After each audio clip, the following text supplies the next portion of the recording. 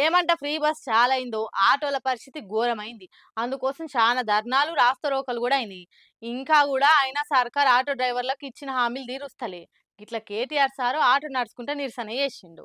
Free bus చాలైతే మా పరిస్థితి ఘోరమైతది, మా పొట్ట గడువుడు కూడా చాలా కష్టం, మా సంసారాలు ఎట్లెళ్తాయని ఆటో వాళ్ళంతా గోడెల్లో పోసుకుంటే మీరేం రందివడకుర్రి, మీ బాధలు మా బాధలు కావా అని సర్కార్ కొన్ని హామీలు ఇచ్చింది. అయితే కాంగ్రెస్ సర్కార్ వచ్చి ఏడాది అవుతున్నా కూడా ఎసొంటి హామీలు అమలు కాకపోయేసరికి అందరు కలిసి నిరసన షాల్ చేసిరు ఆటో వాళ్ళు. అయితే వాళ్ళకి సపోర్ట్ గా కేటీఆర్ సార్ కూడా ఓ చెయ్యి వేసింది ఇట్లా. ఓహో, కేటీఆర్ సారు ఆటో నడుపుకుంటా వెనకాల ఎమ్మెల్యేలను ఎక్కించుకొని అసెంబ్లీకి వచ్చిండు ఇట్లా. కేటీఆర్ తోటి బీఆర్ఎస్ ఎమ్మెల్యేలు ఎమ్మెల్సీలు అందరు కాకి అంగిలేసుకొని చేతులలో ప్లకార్డులు పట్టుకొని అసెంబ్లీ కాడ నిరసన చేసిర్రు. అటెనక కేటీఆర్ మీడియా ముంగట్టుకొచ్చి ఎన్నికల హామీలను కాంగ్రెస్ నిలబెట్టుకోవాలి, ఆటో డ్రైవర్లకు అండగా ఉండాలని డిమాండ్ చేసిండు. ఇప్పటికే కాంగ్రెస్ పాలనలో ఏడాదిలనే 93 మంది ఆటో డ్రైవర్లు ఆత్మహత్య చేసుకుర్రు. ఇవన్నిటికీ సర్కారే బాధ్యత అని అనుకొచ్చిండు. అంతేకాదు మీరేం రంది పడకుర్రి, మీకు న్యాయం జరిగేదాకా మా పార్టీ అండగా ఉంటది, మేము పోరాడతామని కేటీఆర్ సార్ భరోసా ఇచ్చిండు.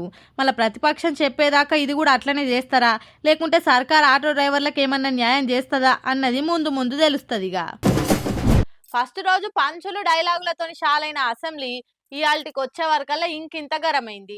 బీఆర్ఎస్ కాంగ్రెస్ లీడర్లు చూసుకుందాం మీరో మేమో అన్నట్టు తొడలొక్కటే కొట్టుకోకుండా నాలుకే మడతబెట్టి మాట్లాడుతుంటా ఇంత ఇంత డోసు పెంచుతురు.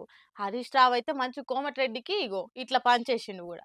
ఓ దిక్కు పబ్లిక్ పర్షాన్ల మీద అయితున్న అప్పుల మీద, బారాస మీద అయితున్న బద్నాం మీద కార్ పార్టీ ఎమ్మెల్యేలు కన్లేరా చేసుకుంటా అసెంబ్లీలో మాట్లాడుతుంది చూస్తూనే ఉంటున్నాం. అట్లనే మాటల మాట వచ్చి కాంగ్రెస్ పాలన మీద మాట్లాడే వరకల్లా మంత్రి కోమటిరెడ్డి ఇట్లా అనుకొచ్చిండు. దానికి ఒక్కటే సమాధానం చెప్ప ఆయన ఆయన ప్రతిపక్ష నాయకుడు మాట్లాడేవాళ్ళని ఈ పిల్లలతో ఏం మాట్లాడతాం సార్,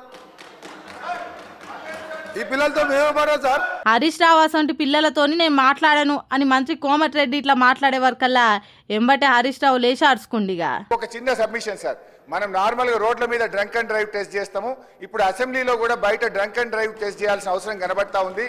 కొంతమంది సభ్యులు పొద్దున్నే బాగా డ్రంక్ చేసి సభలోకి రావడం వల్ల వాళ్ళు ఏం మాట్లాడుతుందో సోయి లేకుండా మాట్లాడే పరిస్థితి వచ్చింది.